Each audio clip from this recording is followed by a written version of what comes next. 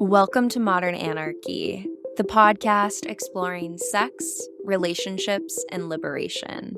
I'm your host, Nicole. I tried to keep her quiet, but she's screaming inside of me. I tried to keep her hiding, oh, shut up. I tried to keep her quiet, but she's a wild, wild woman. On today's episode, we have Kristen Thomas. Join us for a conversation about our cultural shift towards more expansive pleasure. Together, we talk about unpacking why you might be nervous at your first play party, telling your mom about your first threesome, and embracing the fluidity of our sexuality. Hello, dear listener, and welcome back to Modern Anarchy.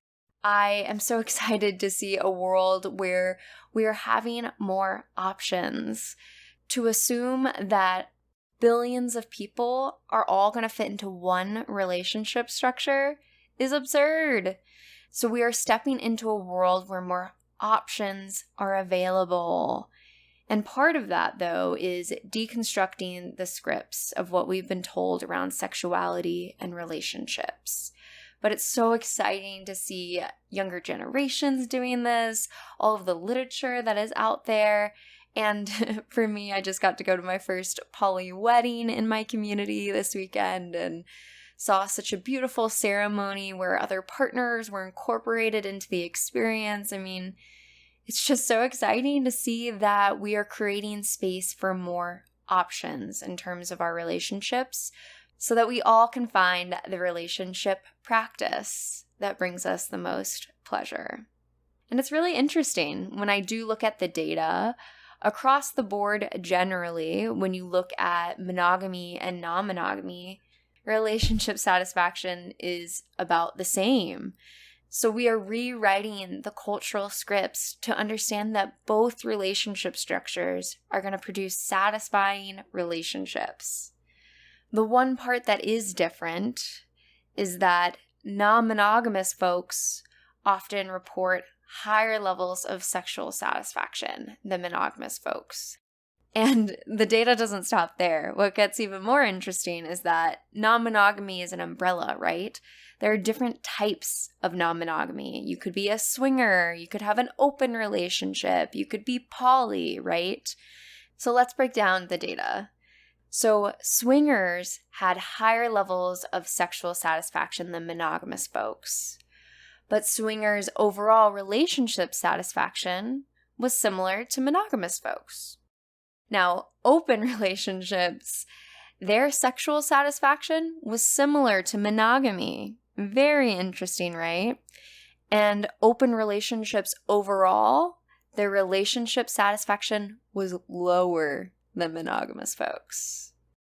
Now, polyamorous folks, they actually reported higher levels of sexual satisfaction and higher levels of relationship satisfaction. Dear listener, it is so exciting to have this research.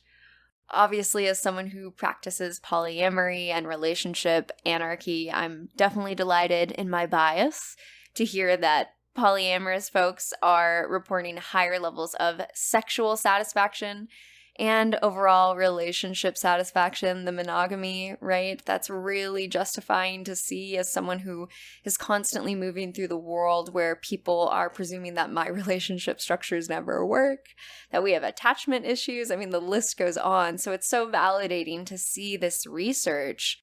And I think it's also just so exciting to see that it's not as simple of a question of monogamy or non-monogamy. It's actually about the types of non-monogamy that we practice.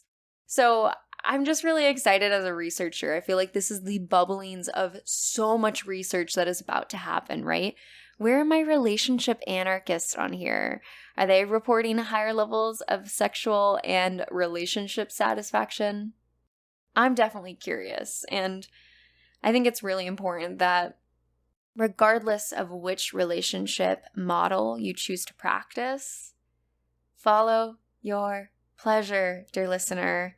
Again, overall satisfaction, generally the same. And we're all going to choose our own paths with sexuality and what is important to us and what we want to unpack in a lifetime. And not everyone has to take the psychedelic. There are beautiful ways to live life without ever touching a psychedelic. And so I just hope that you feel inspired to really think critically about the culture that you've been in. I hope you can look at data like the study that I mentioned and linked in the show notes and find more data. Follow your pleasure, dear listener. Create the relationship structures that bring you joy.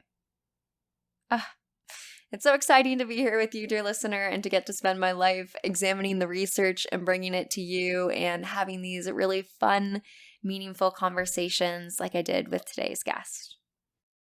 And with that, please know that I am sending you all of my love, and let's tune in to today's episode. So then the first question I like to ask each guest is, how would you introduce yourself to the listeners? Well, my name's Kristen. I am a certified sex coach based in Kansas City, Missouri. I work with singles, I work with couples, I do workshops, and I'm also doing my best on TikTok to educate the masses without being censored. Sure, I hear that. Well, welcome to the show. Happy to have you here today. Thank you. Yeah, so let me know a little bit about your personal journey. How did you get into this work, or what sparked the passion? Well, it actually started long before I thought I would be a sex coach. I thought I was going to be a marriage and family therapist one day. I did not get into the graduate school that I wanted. So then I thought, well, I'll do that one day. And then in the 2000s, grad school got very, very expensive. And I ended up working at a weight loss company. RIP, Jenny Craig. They don't exist anymore. They just went out of business this year. But there, I learned that I actually wanted to be a coach and not a therapist. I wanted to work on the other side of the coin with helping people, which was much more action oriented. It was less about diagnosis. I think that therapy is wonderful. Everyone probably needs a bit of therapy in their life at some point, but coaching is just sort of, I feel, that next step. Like once people have figured out what their baggage is, then they can carry it, move forward, get into more exploration. That's what I like doing. And, when you're helping women lose weight, you're talking a lot about their sex lives. They start little whispers of, well, I'm not really comfortable getting undressed with the lights on. I don't remember the last time I actually wanted my spouse to see my body and stuff like that. Yeah. So then as I'm helping them change other aspects and their confidence is coming back and they're feeling themselves again, and they're talking about, we're having sex again. We're having great sex again. So that was a lot more fun to help women with that aspect than helping them follow some weight loss program. So there you go. Yeah, and it's so exciting to be able to help people follow their pleasure, right? In whatever capacity that takes. Yeah. Which is very different, obviously, than, a lot of therapeutic work, right? As someone who's in that space, it's similar, but it's so different, kind of like you said, in terms of, like when you've unpacked a lot and maybe you don't have a mental illness, if we even use that frame anymore, like where do you go for support, right? When you're looking for that sort of additional help that's kind of beyond therapeutic lens of training. I think that's where coaching comes in, right? Yeah. I get to do some like more fun stuff. Like I can meet my clients at a shop and help them pick out their first sex toy. Just ask them questions, show them examples, and guide them through that choice. I've met people at the dungeons so that they're comfortable their very first time, or I'm introducing them to people that are in lifestyles. Gone to munches and things like that with clients their first time, and I do get to do some stuff that's very outside of the box that therapists just can't do. Yeah. Which is needed, right? Like that transition into the community can be so difficult for a lot of people. Yeah, absolutely. They, and it's different based on wherever you may be located. But within every community, there's probably some kinky folks out there. You just have to know where to find them. Absolutely. Yeah. What are the majority of the, presenting issues or things that people come to you about?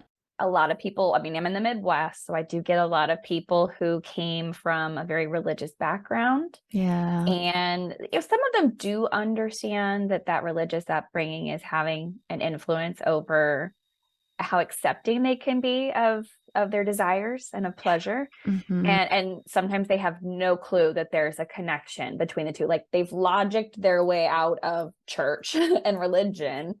So they think, oh, I'm fine now. I don't believe those things, so I'm good. But they don't understand that then when they're trying to have solo sex and they have feelings of shame and guilt, they're not wanting to get undressed in front of their partner. They think that there's certain acts that are just a no-go because of messages that they've received.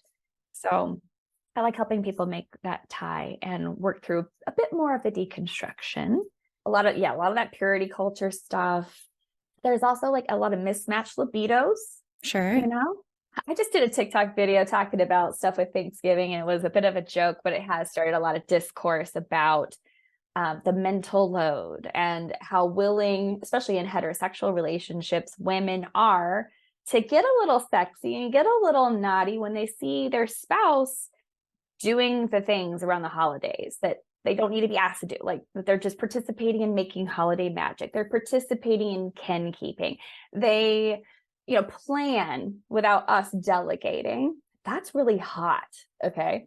So in heterosexual couples trying to sort of get her to chill a little, get him to step up so that they can see that the reason she doesn't want to have sex with you, dude, is because you don't do enough and she's just overwhelmed. She has no mental space or capacity for intimacy left after all the other things she has done on her checklist for the day. The last thing she wants to do is suck your dick.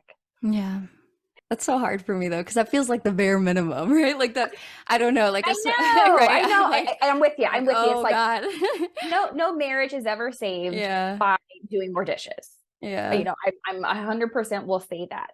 And yet, marriages where there is more equity, where it's not that she's in charge of the domestic and he's in charge of the financial, when there is equitable, and that can look different from couple to couple, when there is equitable splitting of taking care of your homes and your lives, those couples have more sex.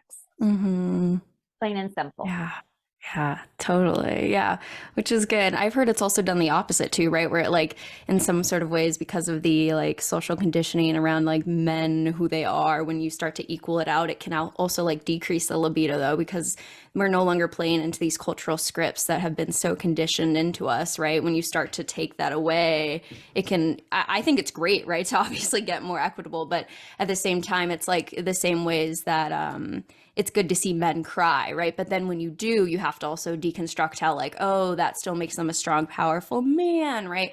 All that sort of stuff that is like deep in the unconscious. So I work with a lot of people that come from purity culture too, that step into non-monogamy, and it's that same sort of thing of like deconstructing all this. So I think it's hard for me to put myself back into that space, because like, when you're non-monogamous and you have multiple partners and like multiple men that make you dinner, and I'm like sitting back and they don't get any blowjobs for that, like it's really hard for me to hear. I'm like, oh, this is the paradigm that people are still in. Like it's pretty radically different when I think about that. Absolutely. And yes, there was a study out there in like 2013 that showed when he does more of her quote unquote Which chores, like what the fuck? Exactly. And that's exactly how all of that was framed. When he does her chores, he'll have sex like 3.8 times per month versus 4.5 times per month when he does what are traditionally masculine. Or what I wouldn't say traditionally masculine. I hate using that phrase. I know. What our modern society has deemed as masculine. Because mowing the lawn has not always been a masculine trait, because lawns once upon a time did not exist. Right. And also hunter-gatherers, it's shown that actually it was more women that went and hunted. We are examining some of those things. But anyway, that study came out in 2013. And I think a lot of it had to do with the framework around it. Again, it was if he is demasculated, if he's made to wash the dishes, or child care is a big thing too, then he has less sex. Well, I don't know. I think as I've looked at that 2013 study, I think that there was a lot of flaws and that there's been more modern studies since. Even in 2015, a study in 2015, I cannot remember who wrote it, but I did read it recently again, said that when there is equitable splitting of household duties, he has more sex than men who don't. So there is a lot of mixed stuff out there. And I think, when we get into, again, this deconstruction stuff around church, we also kind of deconstruct a lot of the patriarchy and what masculinity really means. And that doesn't just affect men. As you mentioned, seeing your husband cry or seeing a man cry, if as a woman you're observing a man cry and like that was what you wanted, but then you have some weird about it, most likely that's because you've got some internalized patriarchy within you that's giving you messages about what a real man does or doesn't do. So it's all tied in. I know. And that's the wild part too, is like I think the unconscious nature of all of it, right? Where like you fight for the world where men can totally cry, and then you have that first one that cries in front of you and you're like, wow. And and that shattering in the ways that you still have to like realize that like even if your value system is to act in this way, we live in a culture where things are so deeply ingrained, the patriarchy is so around us, that you can have a values driven desire and still have a reaction because you're in the society and still need to deconstruct it, which is so hard. Yes. I think even just recognizing those moments of like, ooh, that felt not like I wanted it to. I need to think about that for a moment. Some of us don't even take that time to go like, why am I feeling the way that I'm feeling? Yeah, which is like, I think 100% a part of the psychedelic experience of reconnecting to your pleasure sexually in a puritanical culture. I don't know how I would be here without that level of like, okay, wait, why am I panicking the first time I go to a sex party? Why am I panicking here? Like, what is that, right? All of that has been such good like exploration to unpack these unconscious things that are just sitting there. I'm a big fan of using psychedelics to unpack. Yeah, you want to say more? I have said to my husband that I feel like there is only before psychedelics and after psychedelics. And that oftentimes in my office, I can tell a difference between those who have partaken and those who haven't. Yeah, it makes you think a lot, right? Yeah. I do clinical work with psychedelic assisted psychotherapy. Again, depending on where you're at, right? More trauma based, other sorts of thing, processing. But there's also that other side of using them for exploration and healing and all that sort of stuff. So, I mean, there's so much there that I feel like a lot of my work with relationships, I keep thinking that like relationships in and of themselves are like a psychedelic experience. It sounds cheesy again, but like when we're melding consciousness of different perspectives and worlds and stories, it's impossible to not be changed. By that. Yes. Yeah. You can't undo it. You can't undo the experience. That imprint is on you. Right. Which I think when you're having sex with different types of people, that's kind of like a space where you learn and get to have that sort of experience, to have different ways of play and the ways that shapes you. It just seems such like a crucial part of that experience for me. Yes.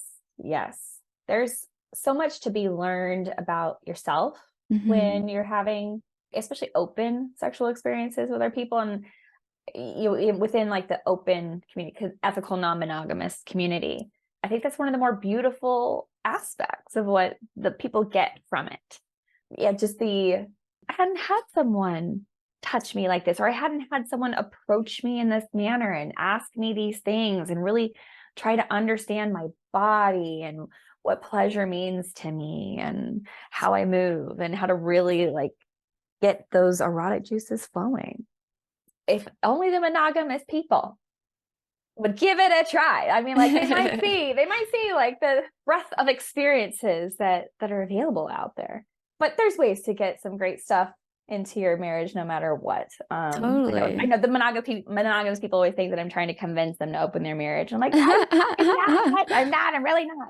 I like what Esther Perel says about the shadow of the third in mediating captivity. And it's not that you have to have a third or fourth or fifth or 10th person in the relationship with you, but how do you play with this idea of newness, or trying to role play in some way to bring in that new relationship energy that you had that spark at the beginning, you know, that just felt like all tingly and fun. And I think one of the cool things that my ethically non-monogamous clients report, especially ones who've been in it very long term, you know, 10, 15, 20 years, is like they truly feel they're getting like this newer version of their partner constantly. And I think it relates back to what you talked about, that when each of us have experiences with somebody that leaves a little bit ingrained in us, we are new every single day because of all these different experiences. And I admire how much ethical non-monogamous clients and friends really try to like keep so present that they are seeing that newness in their partner all the time. It's beautiful. Totally. Yeah, it's like having a friend, right? You have a best friend and then you go to lunch with a new friend and you're like, wow, this new friend's really great. And that best friend's also really great because they're different, right? Like just being able to have that contrast in that space. If we look at like the science, you know, like sex at dawn, all that sort of stuff, the evolution, like if we're talking about real wiring, right? We're talking about something that's like truly wired to be non-monogamous, more like property-based situations. That's when we're getting into this space where people are experiencing monogamy. And even monogamy, right, was always this like sort of space where you would have it, but then you had your extramarital affairs, right? And it wasn't that romance. It reminds me of the book How Love Conquered Marriage. So then if we like add that, and then we look at like the statistical desires, right, that drop off so dramatically in these like sexually monogamous situations, it's interesting because it's almost as if like the data would suggest that like sexually falling off is a part of the inevitability of this structure, right? I just think it's really interesting if we think about it from like a cultural lens. It's almost, you know, these different situations, depending on your society and your culture, make one seem so prevalent versus the other. Like when I was Christian, like this was the only world I could be. And if someone told me that non-monogamy was an answer, I would have fought them. I would have yelled at them. When my first non-monogamous partner came to me and said, like, I'm polyamorous, I said, if you actually loved me, then you would love just me, you know? And totally. And I fought him, you know? And then I realized I was like, oh, I've had crushes on multiple people all the time. Like, you know, I really do think it's like a cultural thing as much as, you know. I think you're right. It is a valid conversation to say how much of that is because that is just who they are and how they feel, what's right for them, versus how much of that is all of that stuff that's been put into their brains by church, society, politician, parent. And it runs deep, right? Because especially if we look at the sexuality data, right? It's like, you know, when this obviously not too long ago, 1970s, we still had the homosexuality and the diagnosis of statistical disorders, you know, the DSM. So, so if we just think 100 years ago, or sorry, 50 years ago, it was a disorder to be gay, right? And so as we've shifted, what we've noticed is that the people identifying as queer has risen significantly, right? And I guess it's just interesting to think about how many, you know, especially if you've worked in a lot of evangelist or like Christian religious spaces, like the amount of people that grew up all their life being taught, you know, sex is with a man and a woman, deconstruct Christianity and get out and go, oh my God, I'm actually queer as well. The late in life lesbian. Totally, like all or the of late that. life bisexual. Yes. Right. So then you ask deeper questions, right? Of like, okay, interesting. So you can go through your whole life thinking, I am this way. I am this way. And then when you deconstruct the system that's been above you, then you're like, oh, actually, I'm not this way. I thought I was. This is really interesting. So I think it's interesting when we see the rates of like people more identifying as queer, the rates of people more identifying as craving a non-monogamous relationship shifting as much as the like cultural phenomena around these topics are shifting. It makes me ask questions. But my God, if someone would have came to me when I was like a straight person and told me like you like women, I would have fought them. You know what I mean? So it's never the right move to do that. No, I'm the same way. It's like, oh God. When I look back, I don't know how old you may have been when you and I don't know if you identify as bisexual or pan or whatnot. Queer, yeah. Queer, yeah. I kind of say queer because it's a good catch-all.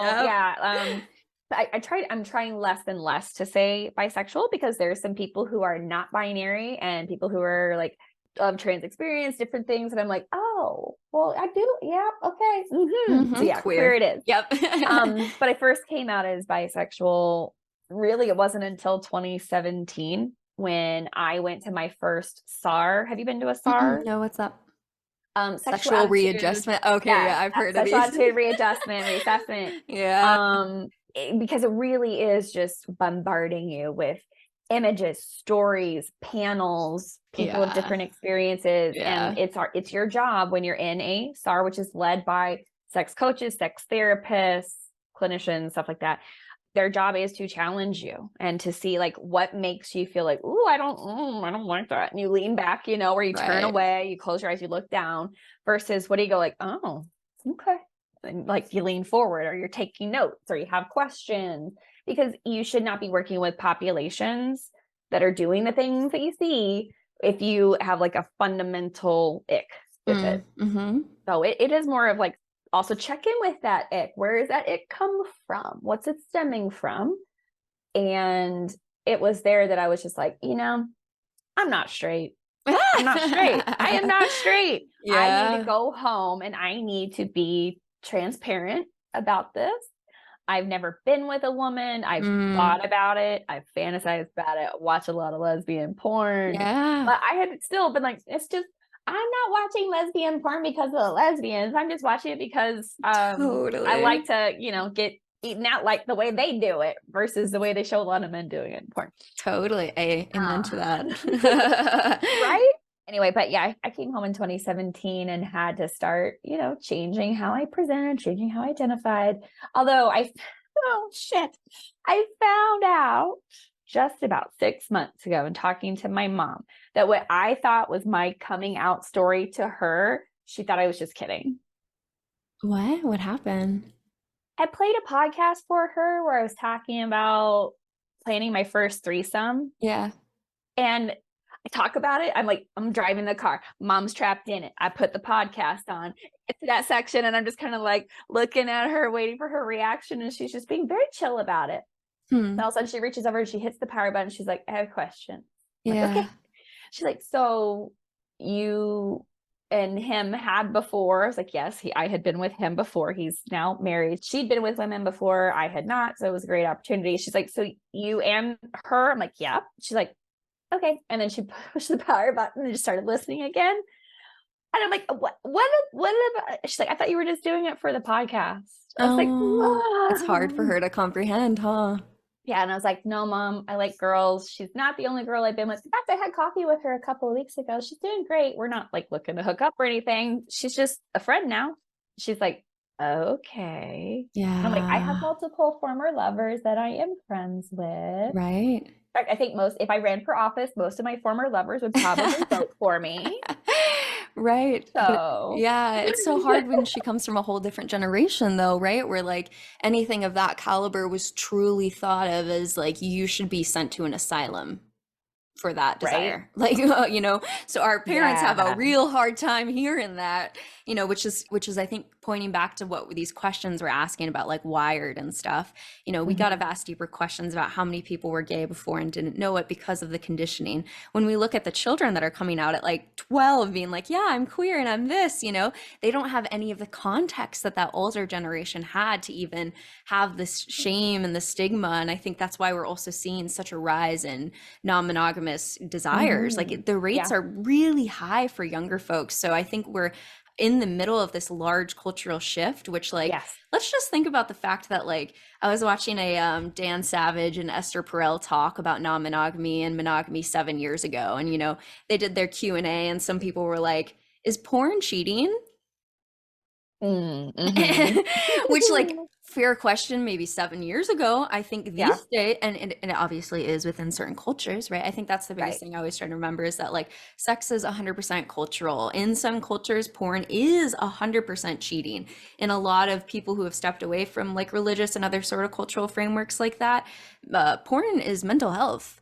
And so like, it's an interesting question to think about, like how in a world, you know, where previously, if you saw someone naked, it was just your married partner, compared to now, like, you want to see that? Here you go. Here's Google. Here, and like, just sitting in how that affects our frame of sexuality and multiple relationships and sex with other people. I mean, I think we're at a really interesting cultural revolution point. I totally agree with you too. And like, props to, I don't know, what is it? Gen X has been the ones to, normalize being gay, to normalize ethical non-monogamy more. Like, I think that they started a lot of the conversations. But yeah, these 12-year-olds who are able to be themselves, it is absolutely 100% because what they see in the media is things like love is love.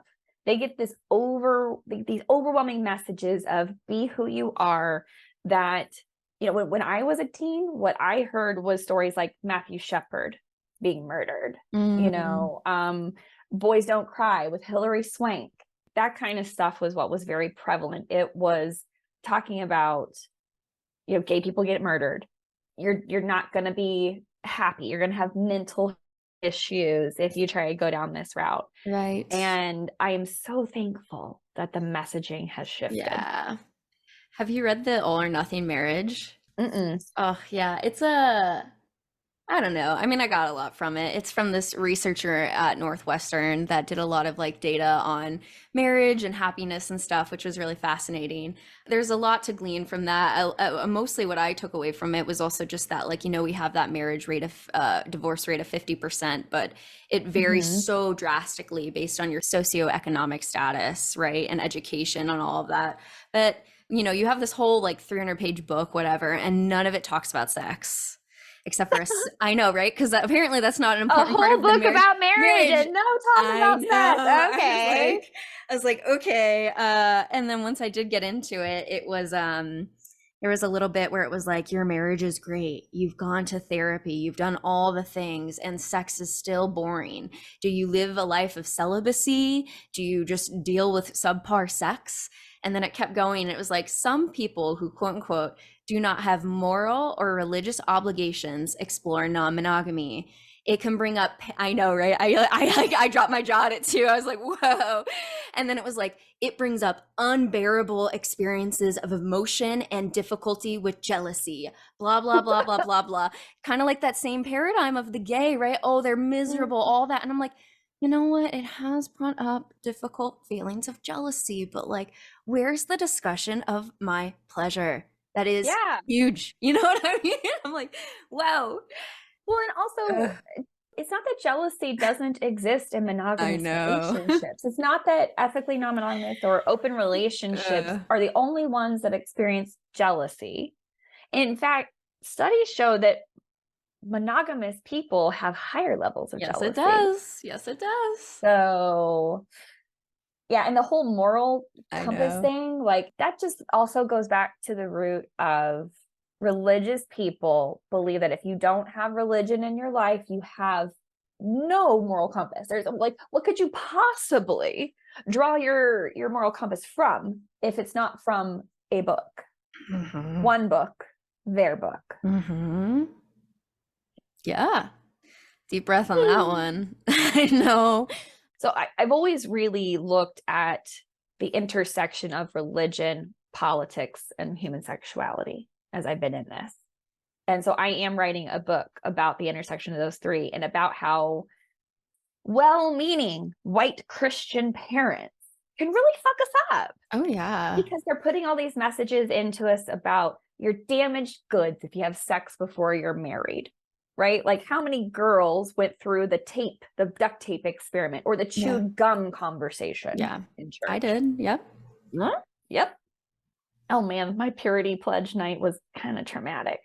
And then like, don't date outside of your race is often a big one too. And the asterisk on that is they're usually okay with it if they're white adjacent, but heaven forbid a black boy date a white girl. Right? what my parents used to say is, well, their families aren't usually okay with that. I'm like, that just means your family's not okay with it, but all right. Yeah. Scary. Like I married an Arab man, so I had to have that conversation with my parents about like, are y'all okay with this? Because I don't really give a fuck if you're not. I just want to know how to move forward with you two if you're not. Yeah. So and tough. my mom was like, what do you mean? I'm like, well, you definitely made me feel like I shouldn't bring home a boy that wasn't white. She's like, well, he's not black. And I'm like, oh, Jesus. Mom, It's a reality of that culture. Yeah, it's the reality of that culture. Mm-hmm. And then the last one is don't be gay in any way, shape, or form. Yeah. Right. So I had like 3 things that I was super afraid to even like give a hint of to my parents. I was super afraid for them to not know that I had had sex before marriage, but then I ended up living with my first husband before we got married. So, you know, they figured out of the it bag. out. Yeah. But they didn't know how many partners I had had before him. If they've listened to this podcast, they might. Or listen to my podcast, I should say.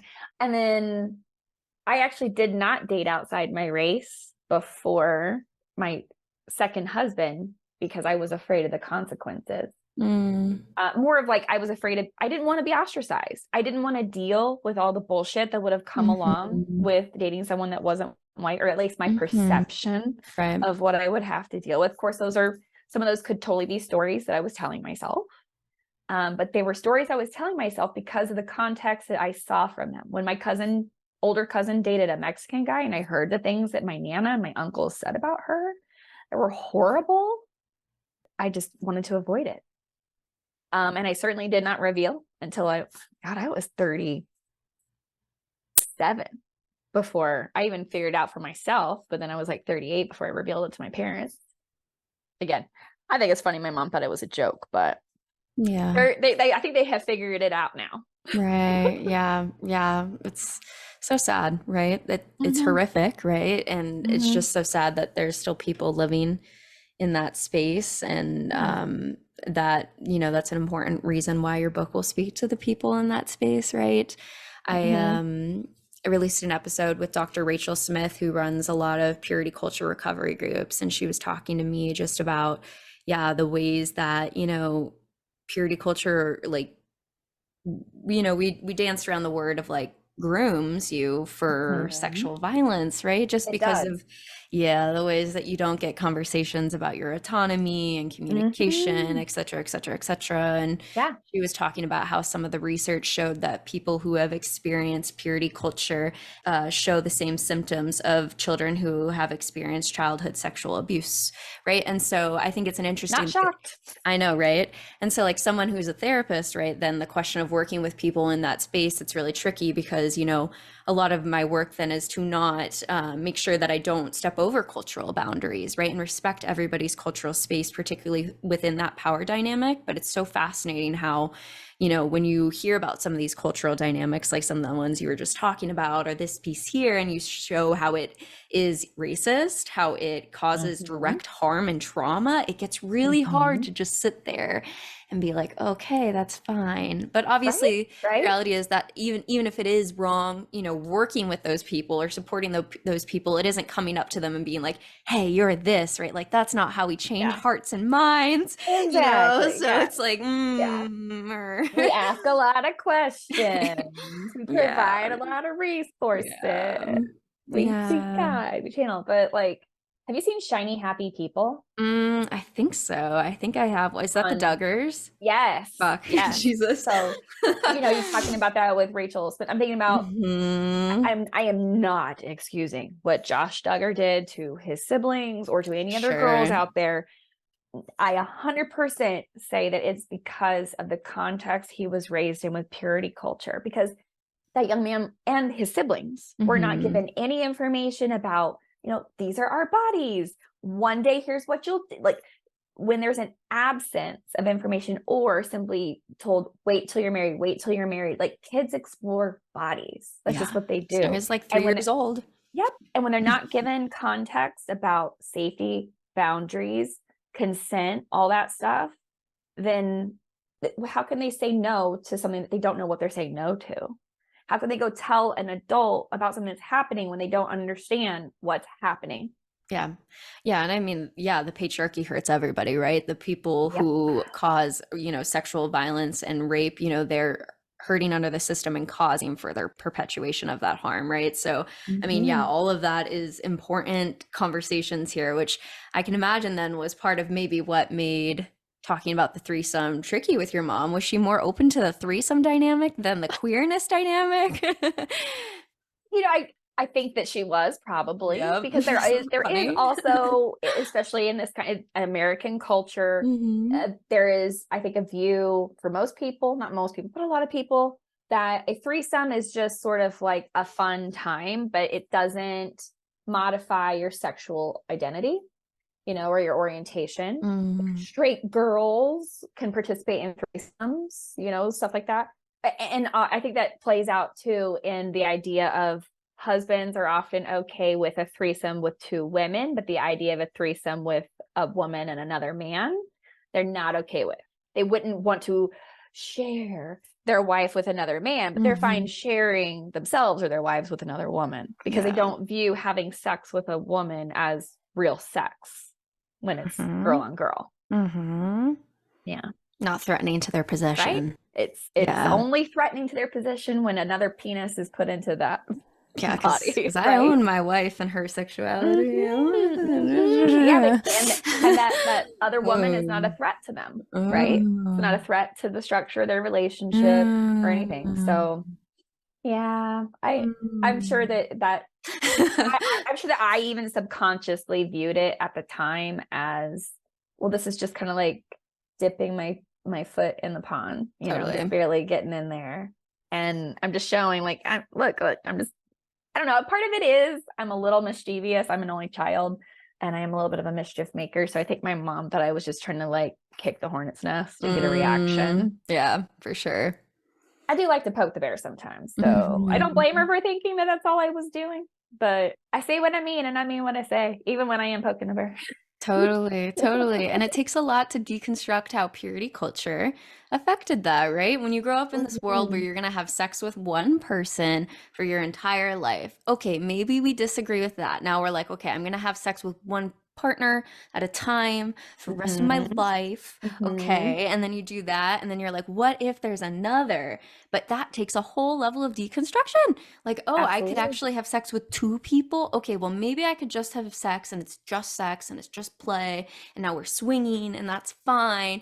But wait, what if I loved two people? Oh, dear God. Like every step of this journey, and then it's like, okay, well, what if there's a whole orgy of people, and then it's like, like every part is a deconstruction. You're just like, damn, this is difficult, and I think that is particularly in my own experience why the like, identity piece of it has been so hard to claim with non-monogamy, because for me it doesn't feel like an identity. It feels like a deconstruction, in the same way I had to deconstruct purity culture to get where I'm at. Like I had to deconstruct all these different things, and that's felt so difficult and uncomfortable and rewarding at the same time. Just like getting out of Christianity felt so difficult, but really rewarding to get to the other side, where now I can have my Sundays free and not feel like a heathen because I'm not going to church, right? Like, oh my God. Yeah. Hard. How old were you when you stopped going to church? Like 21. I was like 18, 19. And it was mostly because of the way the people in the church like behaved. I might have found another church as a young adult. I just never did. Yeah. And then my college courses got to me. Sure. The liberal agenda, the left agenda up in here. No, really, actually what made me stop going was I felt like, okay, well, I have sex. I'm having premarital sex. So they don't want me because of that. Right. I'm okay with gay people. So they don't want me because of that. Right. So I felt like I wasn't going to be welcome. Like how am I going to show up to church and be my authentic self and be accepted? Like they'll just chase me off was my viewpoint. So it was less because I felt like I was in the wrong, and it was more like they're not going to like me for who I am. Good. I'm glad you knew who you were and like felt that security enough to be like, nope, not for me, walking away. Yeah. Dating the preacher's son in high school made me very aware of the people in the church and how they behave, because I definitely had a microscope on me all throughout high school when I was dating him. So yeah, I was just very aware of how other people felt about me in the church and how they would react to me and who I am because of that. So Which is so hard and difficult. Some of my closest friends from that period of my time also married pastors, and we've grown apart over the years, I think, just because we have such radically different views culturally on the world that it's hard to connect. But that's so much pressure, right? To be the Madonna, or to be the Madonna of the herd, and I can only imagine how that makes it difficult to play with other things in the bedroom, right? When you're and I think that's also a lot of what we see with people who are mothers, right? Is this difficulty with being, the loving, soft, kind mother, and then in the bedroom, dungeon, outdoors, wherever, being like, the vixen or the powerful dominatrix, right? Like it's really hard to straddle those both those lines for a lot of people.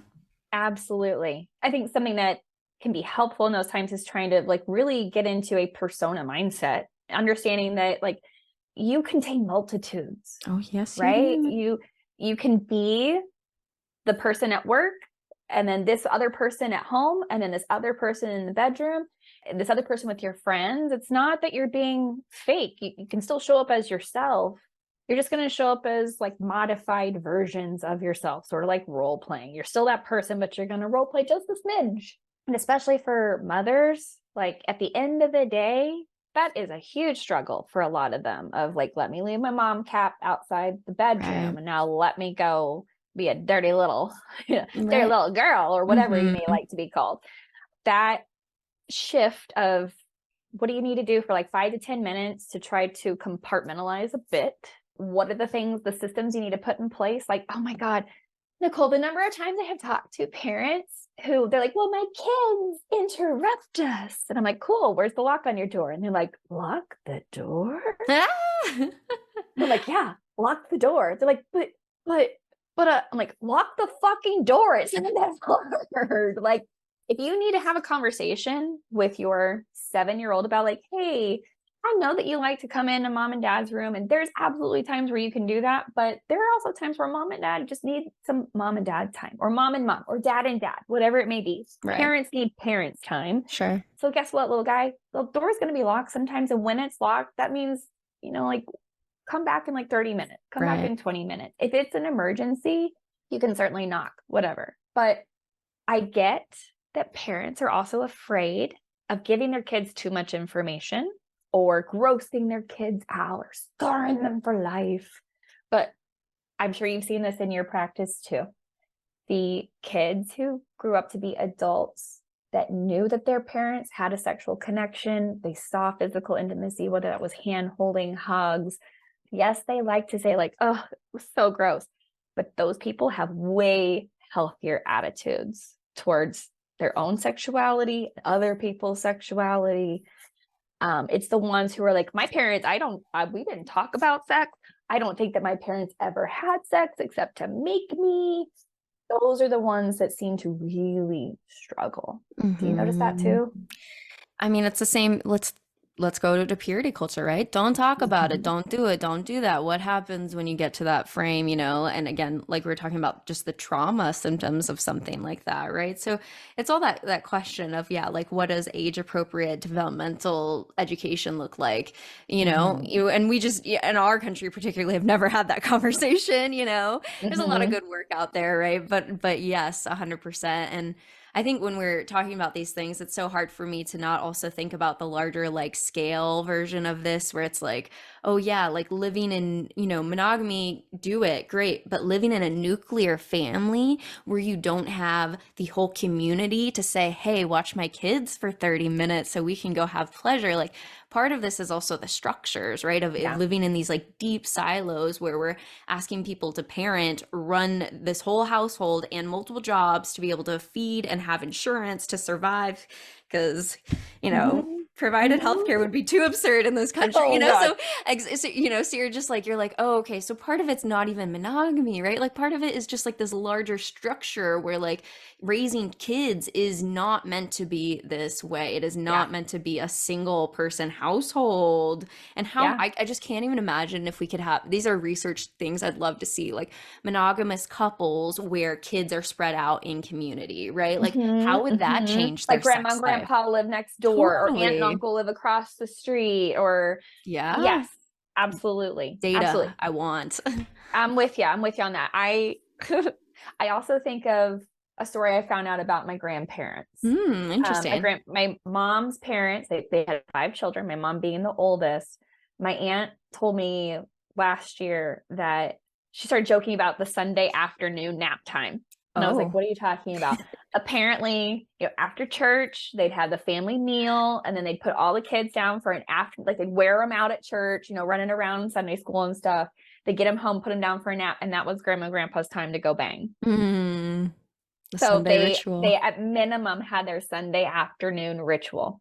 My grandparents were happy as shit. Yeah. My grandparents loved each other. They both Mm. lived into their 90s. They hit their 69th wedding anniversary Aw. before my grandma passed. I still recall seeing them hold hands well Aw. into their 80s as they're walking along. He always helped her into the car first and then got in the car. There were just a lot of little gestures that I saw they had built up through the years, but like they made eye contact, they talked to each other, they laughed with one another. And I bet it's because they kept that Sunday afternoon ritual for as long as they could. But yeah, I think that's hilarious that like the kids, as they got older, they figured out what Sunday The afternoon naps ritual. meant. Totally. I wonder what it was like too. Was it like, oh, like we're meeting for God and the procreation of God and his sanctity of our marriage? And it reminds me a lot then of like even like kink rituals of like, here we are, we're meeting for this. I'm going to collar you and I'm going to do it this way. Right? Like all these God, different things. I wish I had Yeah. the chance to ask some questions about that once I was a Older. sexologist. But Yeah. yeah, I mean, I started this in 2017.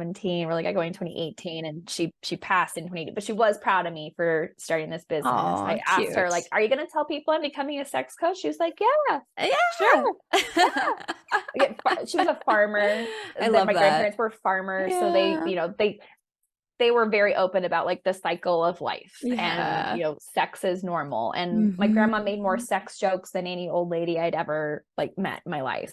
Yeah, I think that's just so freaking adorable that they had their Sunday afternoon thing. And I do know my grandparents saw themselves as a bit of heathens in their Baptist church because they played cards and they'd go dancing. Whoa. That's so bad. So naughty. Oh They no. were Maybe the that's what naughty. that's They were what the the naughty Sunday ones. afternoon ritual was working out. Yeah. That's funny. Yeah, exactly. But I think all of this, it just like the more I get into it, I'm sure you feel this too, is the more you get into learning about, the more you're like, oh, it's so cultural. It's so cultural. It's like, Yeah. what scripts are you taught about this? What meaning making? And all of that paints your whole life and how you see the whole future out. My view of the future is very different than someone who's married to a pastor. And the meaning making of the act of being touched has a very different meaning than it does to that person. Yeah. And so, and if you're someone who came from that culture and then trying to switch into other cultures, it is a trip and a half to deconstruct that and relearn that for yourself. Yeah, absolutely. And that's why people like us exist, to sort of guide people through that. Yeah. Would have been nice if I had someone guiding me through. I know, but oftentimes why a lot of us end up in this because like we wish we'd had someone help us with all of our shit, earlier, or maybe we had someone that was great but didn't quite understand this aspect. And like I've had some great therapists. I had one that was like, but just like anything else, you got to shop for your therapist, right? Totally. But none of them really wanted to, even the one that I was there to talk about, should I stay or should I go with my marriage? I mean, she wasn't trying to help me with anything with my sex life. The only advice she really gave me was, if you're not having sex, you don't really have a marriage. You're just your roommate. But there was no like, have you tried this? What if you did this? If you want to reconnect, here's some options. Like, There was Sure. no guidance and helping me fix it. It was just Right. so matter of fact, like, well, sounds like you don't have much of a marriage. And I was like, well, you're kind of right. But I mean, that I knew that when I came here, I was coming here for solutions, not Sure. just statements of fact. Yeah.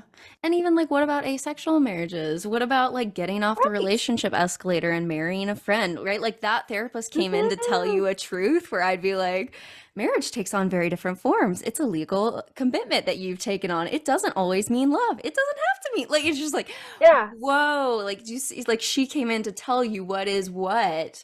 I think that's my frustration at this point is the amount of therapists who come in to tell truth. And so it's so easy to pathologize. Particularly, I did my dissertation on relationship anarchy, right? So, Mm. you know, as someone who practices that myself, right? Say I have like two really great partners right now. There's 7 days in a week. Say I spend Mhm. 2 days with one, 2 days with the other. Okay, that leaves me 3 days. I meet someone new. Okay, maybe I can offer you 1 day a week.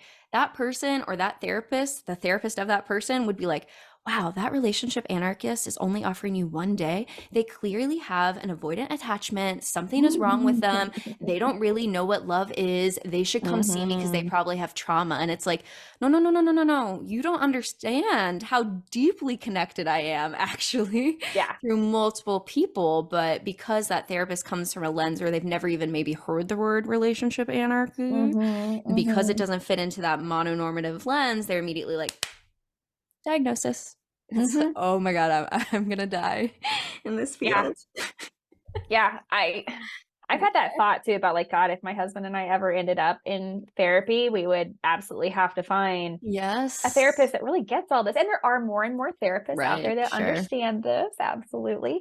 But you do have to ask some questions. Like if you are an ethically non-monogamous person, you do have to ask some questions Yes, you of your do. therapist to find out, okay, they may be sex positive in some regards, but again, are there signs that their culture and their context are going to lead to some very biased conversations? Mm, It was funny. I've had clients who were like, "Oh, well, you just think everyone should be ethically non-monogamous," and others who are like, "You just think everyone should be monogamous." I'm like, and just, I love that you each think the same thing, yeah, but like dig a little deeper. I just think that you got to do what's right for you. totally.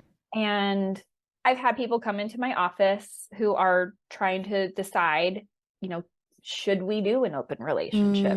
Yeah, tough question. It is a tough question. And I kind of remember one couple who was just like, at the end of the session, first session, what do you think our chances are of, getting through this and making it out and still being a couple? And I was like, I think that's a question you need to ask yourselves, not me.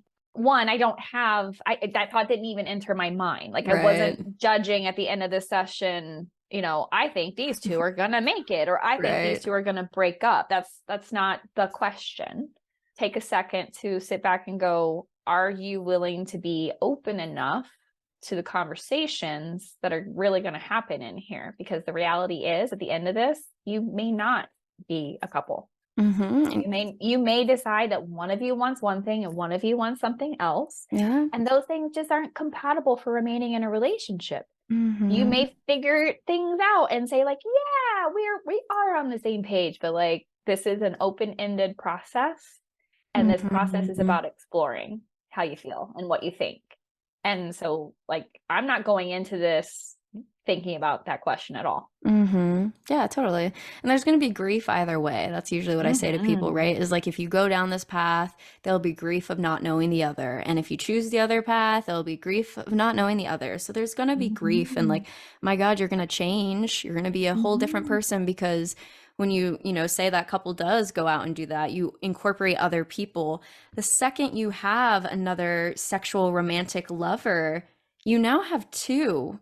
And your world of possibilities of what you can do, how you can play is now in a space of two or three or four. Mm-hmm. And Mm-hmm. immediately that person now has a sense of identity that is not as dyadic focused. And when that Yeah. changes you, it changes you. Yeah. Like there is no getting away from that. I mean, for me, I always talk about it like a psychedelic. Like it is a psychedelic experience. Your reality is going to shift. Not everyone needs to take acid, okay? Lots of Yeah. people live really great lives never having taken acid and have pleasurable, great experiences.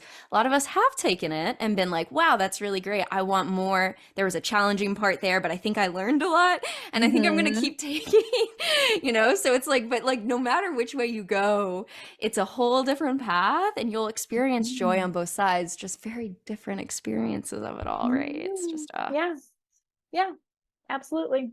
I used to be a karate student back like in my college days. Yeah, cool. And of course, Bruce Lee was someone that my instructor idolized and that I grew to admire as well. Mm-hmm. And his daughter Shannon Lee wrote Be Water, My Friend, which is like musings on his philosophies, accepting the isness of the universe and not trying to push your life in one direction. I'm not saying not have goals. I'm just saying, the philosophy of be like water is that water can crash and water can flow, but water will look for the path that it needs to take. It will still get there. That path may wind, that path may like drop, and you may have to build up to like get over the next pass. But if you're like water and you simply accept this is what it is, and I'm going to get through it and I'm going to figure this out, but without knowing the answer ahead of time, that can be challenging for people. Yeah. I think that is what is necessary for people. You've got to accept the isness of the situation and be open to what comes. Yeah, I think there could be a lot of benefit from incorporating that, right? When I was younger, I was like, here's the stone. I am straight, I am monogamous, and I am this, right? And it was so written in stone, and I know that. And I think, the whole journey has been one of water, right? Where it's like, okay, well, maybe I feel in this season a little bit of that. Maybe I feel in this season a little bit of that. And I think that if we were to get to a space of relating and sexuality where we could feel that, right? Like, hey, I go through different seasons, it ebbs and flows, and be more like water of listening to what's my pleasure rather than trying to define a specific, like, I'm in this concrete box here. I think there'd be a lot more spaciousness to experience the ways that life pulls us and takes us in different directions. I could not agree more. Absolutely. I've seen that time and again with people who are like, I am this thing. And then they have this other experience like, oh, but I like that too. But that doesn't fit into my like little box. Yeah, exactly. Like, well, it's because pleasure is so expansive and there's so many things that you can do out there. And you may have tried something in your early 20s with your partner that you did not like. And then maybe you do it again in your 30s or 40s and you're like, oh, that was fun. I really liked that. So there's that possibility too. Yep, set and setting. And you're a different person, right? Yes, you are. Your context of whatever judgments or attitudes you had in your 20s probably had an impact on what you thought about that act. Absolutely. It's always changing. I think continuing to invite people to connect deeper to that pleasure. Like, I feel like we always have a little bit of an internal sense that's kind of guiding us towards. And sometimes we get a little worried about it. We're like, oh, what if it's strange that I have this, But the more that we listen to that and allow space for it, I think it leads us to a lot of beautiful exploration. Absolutely. One of my favorite questions to ask clients when they start getting down that path is go like, well, who defines strange? Who defines weird? Who defined weird for you? Who told you that was weird? And they're like, oh, okay, well, this teacher, or I've just heard it, or, oh, so are they the moral authority on your life? And they're like, no. I'm like, okay, cool. Like, let's, cool. So like, that's the thing that you'll start asking yourself when you start having that question come up of like, oh, is this weird? Everybody's a little weird. What is weird? Like, just ask yourself the question, what does that mean? What does weird mean? Right. And then you'll start working past that. And the more and more that question comes up in the moment of, oh, that's weird. Well, what's weird? Who says what's weird?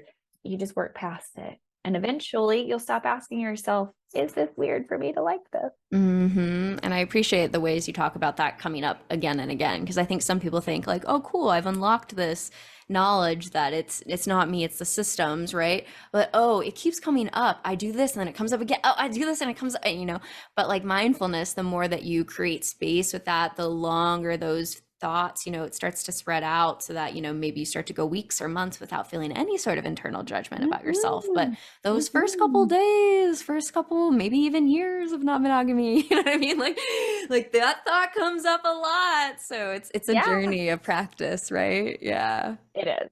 Yep, absolutely. Yeah. I want to ask 2 questions. Sure. The first question is, if you could take a moment to try and connect back to your, straight monogamous self, I'd be curious what you'd want to say to her. You are more queer than you think, and that's okay. There's still a partner for you out there that's going to love you for who you are, no matter what you think you want to do in the bedroom or who you want to do in the bedroom or outside of the bedroom. Yeah. And I think I definitely operated in that time frame based on, I can't lose my parents. I can't have them not love me. And I was so afraid of losing their love as a young 20 something, just based on my sex life. Yeah. Oh. And I think I probably would have told her, like, they're actually not as judgmental as I thought they were. I think that they were repeating a lot of stuff that they were told. But I mean, every single thing I have lobbed at my parents, like, my mom still loves me. My dad and I have issues, but my dad does love me in his way. So I think I would have said, like, it's all everything's gonna be all right. Yeah. Yeah. Sending that big hug to that person that's still in that space and worried about that. It's a lot to hold. Yeah. And before I guide us towards our closing question, I do like to hold a little bit of space. Feel free to share any last words you'd want to share with the listeners. I would say if there was anyone listening who heard something that resonated, that made them go, like, maybe I do need to take a look at some of my thoughts, feelings, and beliefs, because maybe they're not actually my own. You, again, live in a beautiful information age where there are so many resources out there, whether it's podcasts like this, there are books, there are thought leaders, there are so many ways to get out there and access information to challenge yourself and stretch yourself a little bit. Because if you're even like, if that door is open just a little tiny bit, keep getting more information and start asking yourself some of those tough questions, especially like, is this something I truly believe? Is this my value, or is this someone else's value that has been put upon me? Is this someone else's moral code that's been dictated to me and imprinted upon me, but like, I don't actually believe this. I don't align with this any longer. I'm only doing it out of fear of repercussions or loss or scarcity. Yeah. You mentioned Sex at Dawn. More Than Two is also a fabulous book if you're looking at this. I think looking at resources like Will, Want, Won't list to expand your mind and think about all the acts that are possibly out there.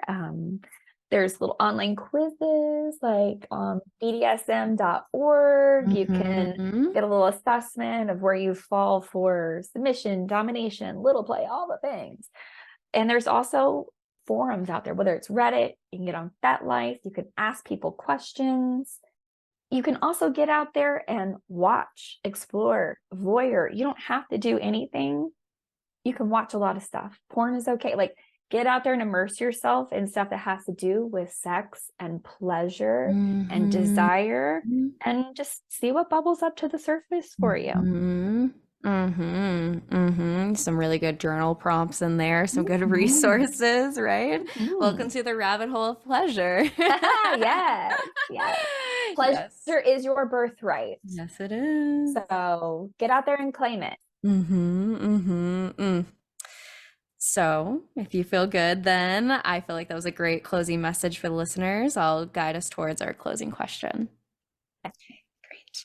Well, then the one question that I ask each guest on the show is, what is one thing that you wish other people knew was more normal? For one of the first things that I go to, because I talk about this all the time with folks, is booty play.